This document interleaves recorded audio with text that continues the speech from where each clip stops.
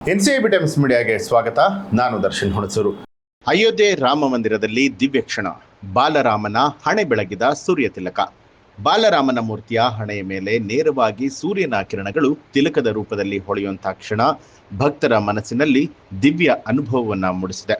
ರಾಮನವಮಿ ಹಬ್ಬದ ಪವಿತ್ರ ಸಂದರ್ಭದಲ್ಲಿ ಅಯೋಧ್ಯೆಯ ರಾಮ ಮಂದಿರದಲ್ಲಿ ನಡೆದ ಸೂರ್ಯ ತಿಲಕ ಆಚರಣೆ ಈ ಬಾರಿ ಮತ್ತಷ್ಟು ವೈಭವದಿಂದ ನೆರವೇರಿತು. ಬಾಲರಾಮನ ಮೂರ್ತಿಯ ಹಣೆಯ ಮೇಲೆ ನೇರವಾಗಿ ಸೂರ್ಯನ ಕಿರಣಗಳು ತಿಲಕದ ರೂಪದಲ್ಲಿ ಹೊಳೆಯುವಂತಹ ಕ್ಷಣ ಭಕ್ತರ ಮನಸ್ಸಿನಲ್ಲಿ ದಿವ್ಯ ಅನುಭವವನ್ನ ಮೂಡಿಸಿದೆ. ಶ್ರೀರಾಮನ ಹಣೆಯ ಮೇಲಿನ ಸೂರ್ಯ ತಿಲಕವು ಸುಮಾರು 4 ನಿಮಿಷಗಳ ಕಾಲ ಇತ್ತು. ಜೊತೆಗೆ ಅದು ಮಧ್ಯಾಹ್ನ 12 ಗಂಟೆಗೆ ಆರಂಭ ಆಯಿತು ಅಂತ ಹೇಳಿ ಅಧಿಕಾರಿಗಳು ಮಾಹಿತಿ ಕೊಟ್ಟಿದ್ದಾರೆ. ಈ ಅದ್ಭುತ ದೃಶ್ಯದ ಹಿಂದೆ ಸುಧಾರಿತ ವೈಜ್ಞಾನಿಕ ತಂತ್ರಜ್ಞಾನ ಕೂಡ ಅಡಗಿದೆ.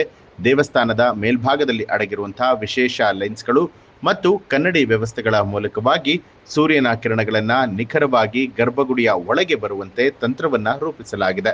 ಈ ಒಂದು ವ್ಯವಸ್ಥೆಯು ಸೂರ್ಯನ ಸ್ಥಿತಿಗತಿಗಳನ್ನ ಲೆಕ್ಕ ಹಾಕಿ ಸರಿಯಾದ ಸಮಯದಲ್ಲಿ ಕಿರಣಗಳು ರಾಮನ ಮೂರ್ತಿಯ ಹಣೆಯ ಮೇಲೆ ಬೀಳುವಂತೆ ಮಾಡುತ್ತೆ. ಈ ಬಾರಿ ಸುಮಾರು 3 ರಿಂದ 4 ನಿಮಿಷದವರೆಗೆ ಈ ಒಂದು ದಿವ್ಯ ತಿಲಕ ಸ್ಪಷ್ಟವಾಗಿ ಗೋಚರಿಸಿದೆ.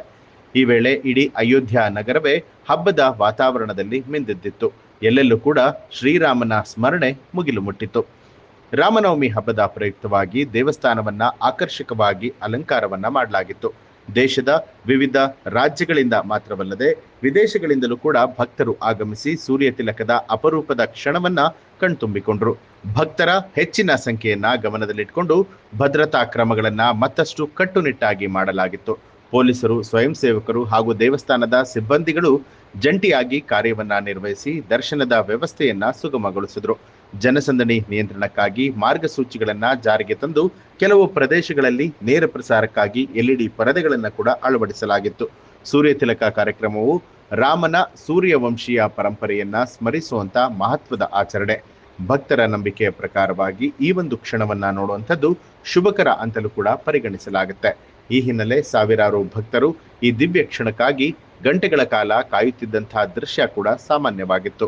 ರಾಮನವಮಿ ಅಂಗವಾಗಿ ದೇವಸ್ಥಾನದಲ್ಲಿ ವಿಶೇಷ ಪೂಜೆ, ಹೋಮ, ಆರತಿಗಳು ನಡೆದಿದ್ದು ಭಕ್ತಿ ಭಾವ ಗರಿಗೆದರಿತ್ತು. ಸೂರ್ಯ ತಿಲಕ ಆಚರಣೆಯು ಈ ಎಲ್ಲಾ ಆಚರಣೆಗಳ ಮಧ್ಯೆ ಪ್ರಮುಖ ಆಚರಣೆಯಾಗಿತ್ತು.